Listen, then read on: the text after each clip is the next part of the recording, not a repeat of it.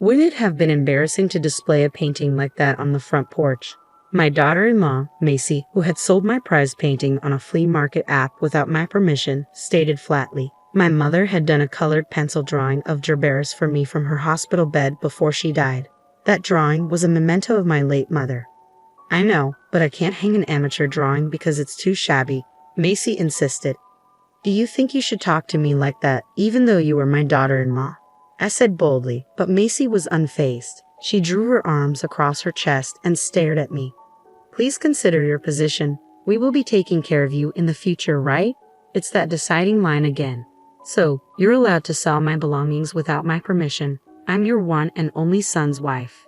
Think about how much we're going to take care of you, Macy retorted.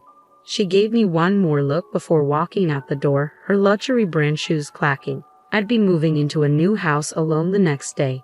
Macy knew this and sold the painting to harass me. Henry, my son, and Macy, my daughter-in-law, had sold my belongings without my permission before. I was furious but resigned to the fact that I would never get them back. But I'll never forgive her for selling my mother's mementos. Both Macy and Henry, who was always at her disposal, irritated me. I decided to completely cut ties with my son and his wife when I moved into my new house tomorrow. My husband's son and wife can live in this old house. I am Amy, a 50-year-old housewife. For years, I did all of the housework while working part-time at a factory. I looked after my family, which includes my husband, my only son, and as of 3 years ago, my daughter-in-law, Macy. My mother, who raised me as a single mother, died 6 months ago. She left me a large sum of money from her life insurance policy. I took advantage of the opportunity to purchase a small new house and decided to divorce my husband, with whom I had a strained relationship. The day before I moved in, Macy sold my mother's painting without my permission. When I told my husband we were splitting up, he simply said, "Do whatever you want." During our many years as a couple, our relationship had cooled. I believe neither of us did anything wrong and that what happened was unavoidable. My son and his wife, who lived with us, were the ones who were against my leaving. "Who will do the housework if you leave? Aren't you a housewife?" my son asked. "I am a civil servant like Henry, so I am not like you, who only works part-time," I retorted. "It's appalling to hear a mother throw her family out of the house," my son's wife chimed in. They both continued to complain as I was packing. "First and foremost, why are you buying a house now?" my son questioned. "It's the money my mother left me, and it's up to me what I do with it," I replied firmly. "When the insurance money arrives, you should put it to good use for your family. A house where you'll live alone is squandering money," my son's wife added. "She's right. You should have shared grandmother's insurance money with us," my son insisted. Henry's wife was a brand-obsessed woman who never washed a single pair of underwear and was constantly taking dance, yoga, English conversation, and other classes. My son, who was at her beck and call, blamed me all at the same time. This was enough for me. My friend Jane, who lives near my new house, invited me over the night I moved in to join her for dinner. "Thank you very much. I still haven't unpacked anything," I said gratefully. Jane's house is magnificent. She and her husband both love dogs, so they built a house to accommodate a large dog. In fact, 3 Dobermans are currently resting quietly in the living room's corner. While eating the hamburger Jane had prepared for me, I opened up to her about Henry and Macy. "What's the deal with your daughter-in-law? And I'm sorry, but your son is also pitiful," Jane remarked. "Henry used to be a stronger person, but now he's at the mercy of his wife. I'm tired of it," I sighed, feeling a sense of frustration. One of the large dogs approached me and nuzzled my feet, as if to console me. It was Hannah, the female of the 3 Dobermans. "Hannah is much gentler than my son. All of our dogs are smart and good," I said, petting her gently. Jane, being so good with dogs, used to be a trainer. Her 3 new dogs, although large and scary in appearance, were really gentle and extremely intelligent. They would never attack anyone, but they would bark at uninvited guests if Jane instructed them to. "I wish I had a dog as gentle as Hannah is," I remarked. "Why don't you get yourself one? I'll train it for you. Indeed, you're free to do whatever you want as of today in your new house. You begin a new life, isn't that right?" Jane suggested. I thought so too. "Macy and I are moving to my parents' house next month," I shared. At the end of the month, my son called me with surprising news. I had just gotten used to living alone and was starting to enjoy my independence. I reflected. "Your parents' house?" "Oh, you're moving to Macy's parents' house," my son said. No, it's my mother's house, my home. You already live at your father's house, I clarified. I wasn't sure what he was saying, but I knew one thing for certain. I was ready for this new chapter in my life. I spoke with Macy after realizing that my parents' house belonged solely to my mother, not my father. We decided to move to her house. No, my house isn't big enough for the three of us, Macy objected. I was adamant about not putting up with Henry and Macy bossing me around and making me do all of the housework. But one of the rooms does have a place to sleep. You can sleep in the living room corner, and we can use that space as our bedroom, Macy suggested. Don't be ridiculous. What are you talking about? You want me to sleep in the living room corner? I could feel my face getting hot with rage. We're coming even if you don't like it. I'll start by shipping you a couple of boxes, Henry interjected. I'm not going to accept them, I retorted. Well then, I'll think of something. Anyway, I'm coming, so please look after me, Henry said abruptly, then hung up the phone. I don't want this. I despise the idea of Henry and Macy bossing me around and forcing me to do all the housework. That is something I will not allow to happen, I declared to Jane the next day as we went to a family restaurant. I wanted her to listen to my story. I'm sorry, but you have the worst son and daughter-in-law, Jane remarked as she sipped her latte. You must not accept it under any circumstances. You must politely say no, she continued. Well, since it is those two, they might hire a moving company. I don't know what to do, I replied, feeling overwhelmed. To wash down my pitiful feelings, I took a sip of jasmine tea. I enjoy this tea, but it is quite bitter, I remarked.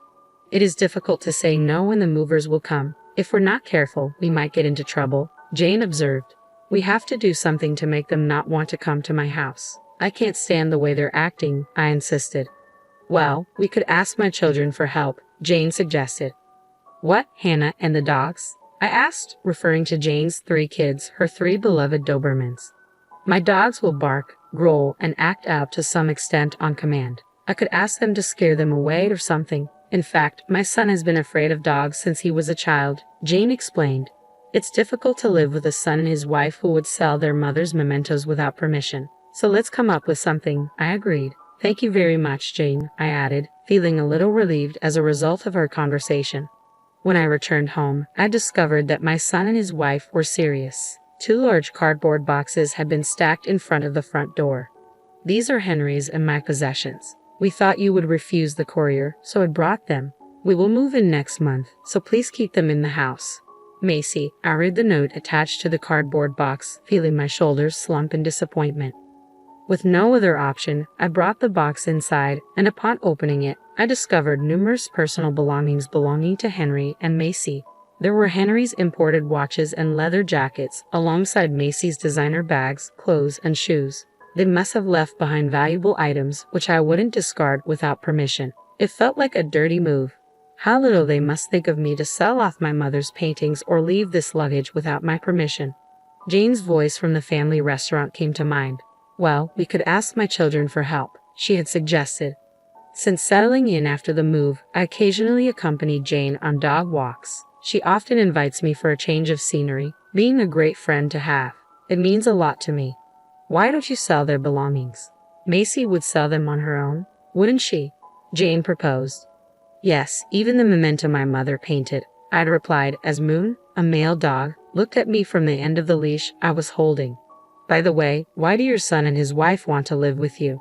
They're both government employees and have money, so why don't they just live together? Jane inquired. They don't like doing housework, especially Macy because she's always learning, going out to play, or watching fashion and makeup videos. So, you've been doing all the housework by yourself, I confirmed. Yes, my husband never did it, and Henry works overtime and travels a lot, and Macy is the same way, I explained, recalling the conversation between my son and his wife on the day. I made the announcement of my departure from our home met with immediate concern about who would handle the housework. If you leave the house, who will do the housework? Henry asked. Well, you can, I replied. No, obviously not. I want your mother to do it. Jane sighed in disgust upon hearing this. It wasn't until a week later that I received several phone calls from Macy, who had been persistently trying to reach me. Your house is quite small, right? Macy finally asked after dozens of calls. Yes, that's what I said, I confirmed. Henry said he saw you with 3 big dogs, and I wonder if 3 dogs like that could live in a small house. Macy expressed her concern. Her fear of dogs struck me then. There are people all over the world who are terrified of dogs. One of them is Henry, I realized. Jane must have been with me when Henry saw her, but he must have been completely distracted by the dogs. I told you it's a small house. If you're worried, why don't you come back and take a look? I suggested. I will. I want to check the inside of the house. Macy's voice unraveled a little. Finally, Macy decided that there was no dog in the house. Anyway, I'll be there this Sunday at 10 a.m., she said before hanging up. Unexpectedly, I realized I could take my revenge. On Sunday, Henry and Macy came to my house as planned. You really came? I asked, surprised. I said I would come. You know it's because you bought the house on a whim that we're in this messy situation, Macy remarked as they took off their shoes and entered the house. That's really true. You should have stayed quiet and continued to do the housework like before, I replied, feeling a sense of satisfaction. Okay, that's it, I said, opening the living room door, gloating in my mind. Whoa! Ah! My son and his wife screamed in unison the next moment. There were 2 Dobermans, Moon and Sky, sitting there. What are you kidding me, Mother? This dog, Henry began. These are my dogs. Aren't they cute? Jane the dog trainer interrupted, standing up from the sofa and smiling at me. Jane found them for me. They are so cute because they are well trained. Moon, Sky, how do you say hello to our guests? The dogs barked at the same time. Macy said, oh no, and sat down with her head in her hands. Is she that bad with dogs? I wondered. Oh, they are so cute, Henry exclaimed. Don't worry, Moon, Sky, play with them, Jane encouraged. At the sound of her voice, the 2 dogs ran over to Henry and Macy respectively. They raised their paws, wagging their tails as if to say, let's play. Stop. Oh no, I'm scared, Macy exclaimed, shaking her head and beginning to wriggle as Moon invited her to play. But Macy didn't understand. I'm scared of dogs, Macy exclaimed, her fear evident as she burst into tears, snot running out of her nose. Oh dear, if you're going to live in my house, you'll have to get along with these kids too. Make them stop, I insisted. Macy's breakdown ruined the makeup she had studied on YouTube and was so proud of. Her mascara was running, and the smudged eyeshadow spread to her cheeks. With this tear-streaked face, she looked like she was about to take the train home. Hey Mom, do something about it, Henry pleaded.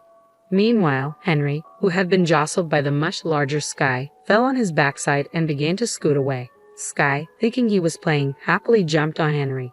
No, stop it. The dog is too big and scary, Henry cried out. I suddenly looked at Henry's jeans and saw that the color of his crotch had darkened a bit. He was so afraid of the dog that he had peed himself. How pathetic. Moon, Sky, come here. Jane decided it was time to stop and called the dogs. Immediately, the 2 dogs left Henry and Macy and returned to her. Moon, Sky, down, Jane commanded, and with that one word, the dogs lay down at her feet. They really are smart kids, I remarked, feeling proud of my dog's obedience. Until now, even though I've been slaving away at my part-time job and housework, you've never helped me. Besides, when I said I was going to leave, you decided to live on your own. Do you think your mother is stupid? I finally spat out the words I had been holding back as my son and his wife stood up, crying. I left home because I was fed up with you. I am not your housekeeper, I declared firmly. But doesn't that mean you have to? Henry began before I interrupted him. He's a well-trained and smart dog and much gentler than you, I retorted, gesturing towards Moon and Sky, who were calmly lying down. Henry and Macy lacked their usual air of bravado, a husband with a wet crotch and a wife whose makeup was a mess. They made the perfect couple. You also sold off my precious things without my permission. I will never forgive you for selling my mother's painting, I added, looking at Moon and Sky before turning my gaze back to my son and his wife. A house with 2 dogs this big is something we don't want. Henry agreed. That's right, we'll give up moving. So give me back the stuff we left behind the other day, then we'll go home, Macy demanded. They're still in the boxes in the next room. Take it and get out of here, I replied, pointing to the next room. Henry and Macy took a wide turn to avoid the dogs before opening the door. Whoa! They both screamed again and fell on their butts as they saw another Doberman, Hannah, sitting right next to the boxes in the room. Mom, the boxes, please get them, Macy pleaded. I don't want to. You brought them yourself, so take them yourself, I insisted. Peeking into the room, I saw Hannah just sitting there with a calm expression on her face.